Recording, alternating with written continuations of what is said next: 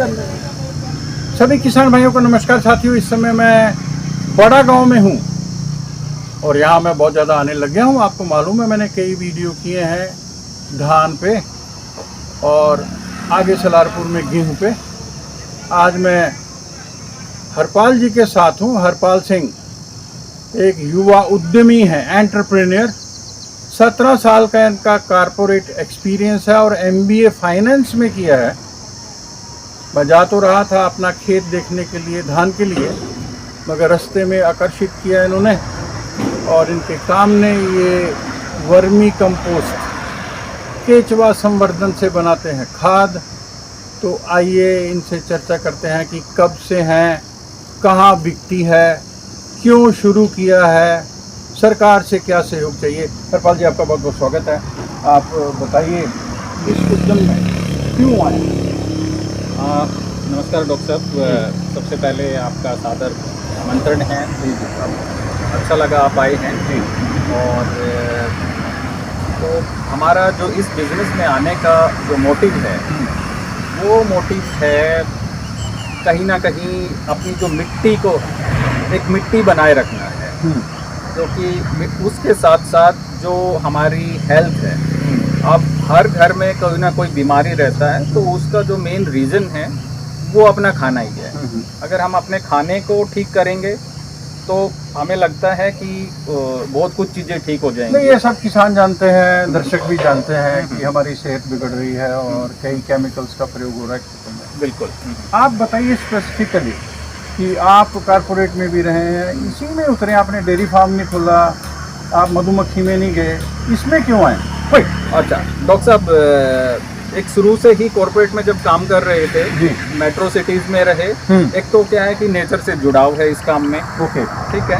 दूसरा क्या है कि जहाँ पे अपना कुछ नेचर को गिव बैक करने का एक प्लान था, माइंड था, ऑर्गेनिक में काम करने का एक हमारा सोच थी, पूरी फैमिली की ही। तो उस नजरियों को देखते हुए सबसे पहले, क्योंकि वर्मी कंपोस्ट एक बेस चीज है जो मिट्टी को सुधारेगा और फसल को भी सुधारेगा, तो ये एक मोटिव रहा है। उसके आगे चल के हमारा ऑर्गेनिक क्रॉप्स में भी आने का इरादा है, ताकि अब जो भी हेल्थी प्रोडक्ट्स हैं वो मार्केट में लेके आए।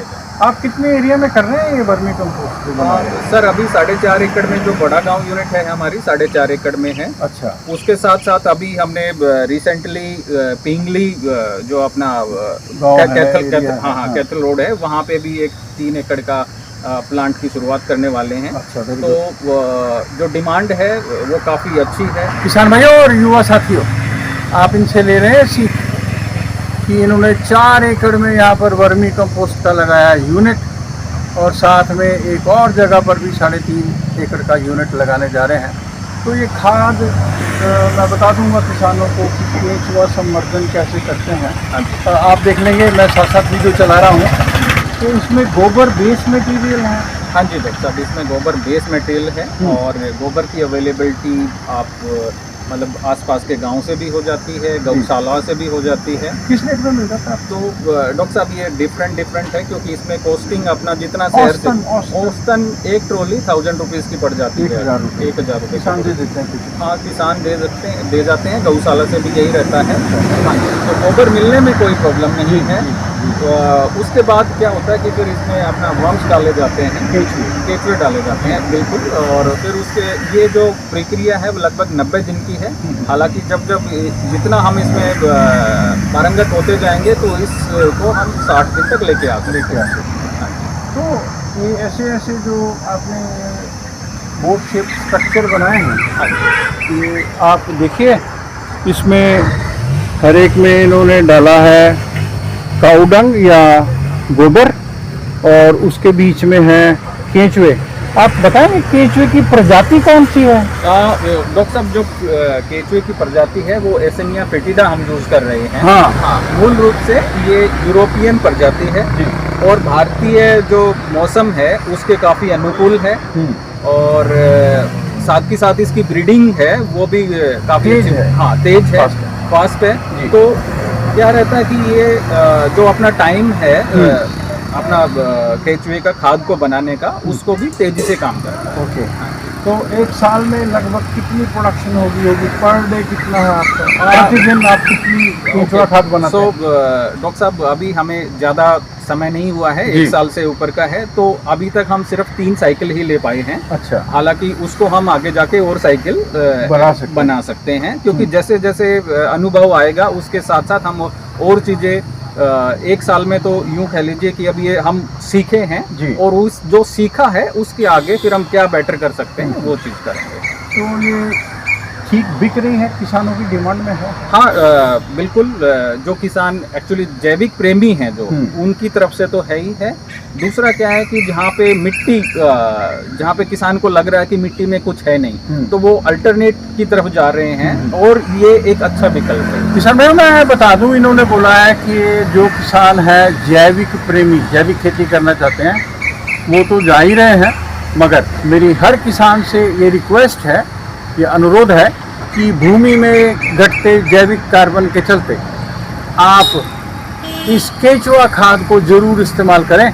इसको आप घर पर या अपने खेत में या खलिहान में या किचन वेस्ट से भी बना सकते हैं। उसका लिंक मैं दे रहा हूं। जब मैं राष्ट्रीय डेयरी अनुसंधान संस्थान के कृषि विज्ञान केंद्र में था तो तब मैंने केंचुआ संवर्धन पे बहुत काम किया, उसकी वीडियो को भी आप देख सकते हैं। आप बताएंगे कि ये किन किन खेतों में या किन किन फसलों में इस्तेमाल हो रहा है यहाँ पर करनाल में विशेष रूप से? क्या बाहर भी भेज रहे हैं? हाँ बिल्कुल डॉक्टर साहब, जो करनाल क्षेत्र की बात करूँ तो जैसे अभी धान का टाइम है तो धान के टाइम पे भी बहुत सारे किसान हैं जो लेके गए हैं जी। उसके बाद अगर हम बात करें ये क्षेत्र अपना आगे चल के जो फसल है हमारी लहसुन की जी, उसके लिए बहुत ही लाभप्रदायक है।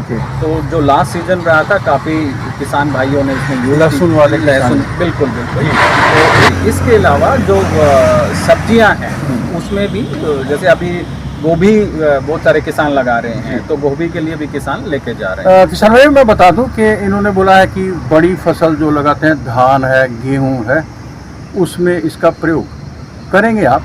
ये लगभग 10-12 क्विंटल के आसपास चाहिए आपको, मगर NPK या DAP की तुलना में बहुत ही इफ़ेक्टिव, प्रभावशाली है ये। मैं यहाँ तक कहना चाहूँगा कि जो सब्जियाँ लगाते हैं विशेष रूप से वो किसान, और अर्बन एरिया में जो हमारी वीडियो देख रहे हैं शहरी इकाइयों में, तो जो किचन गार्डनिंग करते हैं घर में या फूलों की खेती करते हैं, गमले जिन्होंने संजो रखे हैं ब्यूटिफिकेशन के लिए, सुंदरता के लिए, वो भी केंचुआ खाद को ज़रूर इस्तेमाल करें। मैं अपनी ओर से और आप सबकी ओर से हरपाल जी का बहुत बहुत धन्यवाद करता हूँ। साहब आपको बहुत बहुत शुभकामनाएं। आप लीड ले रहे हैं और आपको देख के काफ़ी किसान इसमें आगे आएंगे और पर्यावरण को भी रखेंगे सुरक्षित, और अच्छी खेती और अच्छी फसलों उत्पादन से सबको लाभ होगा। नमस्कार।